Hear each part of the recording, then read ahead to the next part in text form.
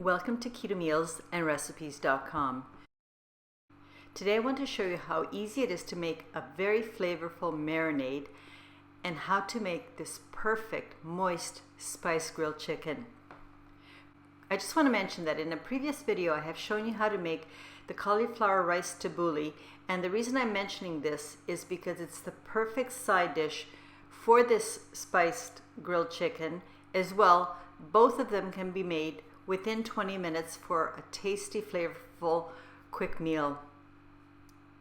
So I ask that you please watch the entire video to support my channel and also to get all the tips I'm going to share with you and suggestions for other side dishes you might also like with this spicy chicken.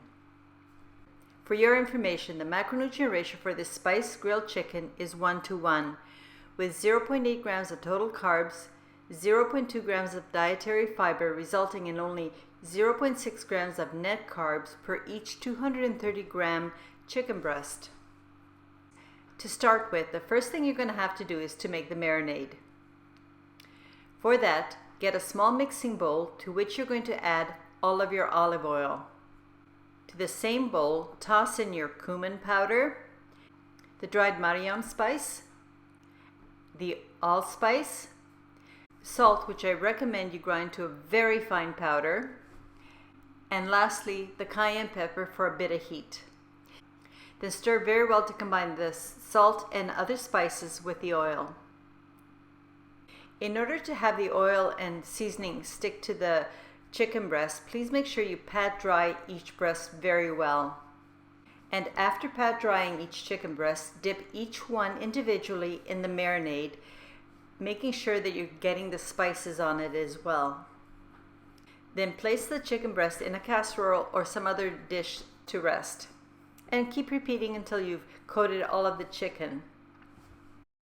After you've dipped all the chicken in the marinade, pour most, not all, of the marinade over the chicken breast. Reserve a bit of the marinade for later in the grilling process. Now, here you have a few options. First, if you're in a hurry, you can grill the chicken right away. It will still taste really nice and flavorful. However, if you have a bit of time, do let it rest for about 30 to 60 minutes in order for the marinade to absorb into the chicken. You can also let the chicken marinate overnight in your refrigerator if you have time to prep ahead the night before. I would also like to mention that at this point you could place the marinated chicken and all the marinade liquid into a freezer-safe container or into a vacuum seal bag and freeze for a future meal. This will last in your freezer for 2 to 3 months. Okay, let's get back to doing our meal for today. First, preheat your grill pan over medium-high heat. Once that you notice that your cast iron pan is hot, pour most of your excess marinade into the grill pan.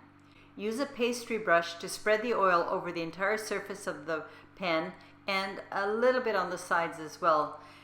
This is called seasoning the pan and also prevents the chicken from sticking to the bottom.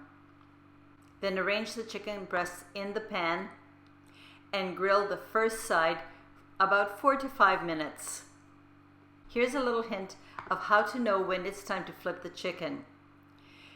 If you try to lift your chicken with your tongs and you notice that it's sticking, let the chicken grill for a bit longer. That means it's not quite done. If you try again and you can pick up the chicken breast easily, flip it over at that point. And that's how you know that it's ready to be flipped. I prefer to use a cast iron pan and, if available, a pan with ridges so you get those nice grill marks. By the way, this spiced chicken, after it's marinated, is perfect for doing on your outdoor barbecue. After you flip the chicken the first time, pour the rest of your reserved marinade on top of the chicken. Grill this side until it too lifts easily, and then for the next few minutes, flip every 2 or 3 minutes back and forth. This will make sure that both sides are nice and done and the meat stays nice and juicy because one side won't get over fried.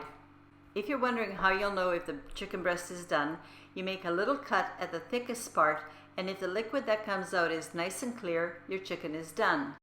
But what I really like to do is to use my instant read thermometer, insert it into the thickest part of the meat, and I know that my chicken breast is perfectly done when the internal temperature reaches between 165 to 170 degrees Fahrenheit or 74 to 77 degrees Celsius.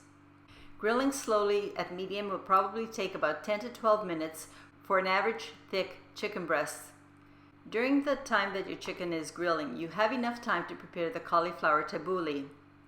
I've already shown you how to make this recipe, which is one of my family's favorite side dishes that complements the spiced grilled chicken. And the link to that instructional video is in the description box below. When your chicken breasts are done, what I like to do is to put the chicken breast to cool for about 5 to 10 minutes on my cutting board. Then slice each breast into thin, long ribbons.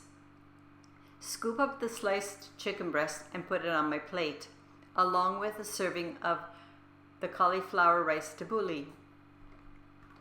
Of course, you can add whatever side dish you prefer. Here are some more ideas for side dishes that also complement the spiced chicken. I find that the Keto Mexican green cauliflower rice works really well with the spices in the chicken. Or serve with my zesty oven roasted vegetables, which is an easy keto sheet pan recipe. Another alternative is, if you don't want to serve it with vegetables, you could serve it with a soup. And something we really like with it is my easy creamy zucchini or courgette soup. There are many side dishes that would go wonderfully with this spiced grilled chicken, but I do hope that you will give it a try. It makes for a perfect, easy and quick weeknight meal or anytime meal. Your opinion matters a lot to me, so please leave me your thoughts or questions or suggestions in the comment box. I'd like to thank you for taking the time to watch my video, and until next time, have a very happy and healthy day. Cheers!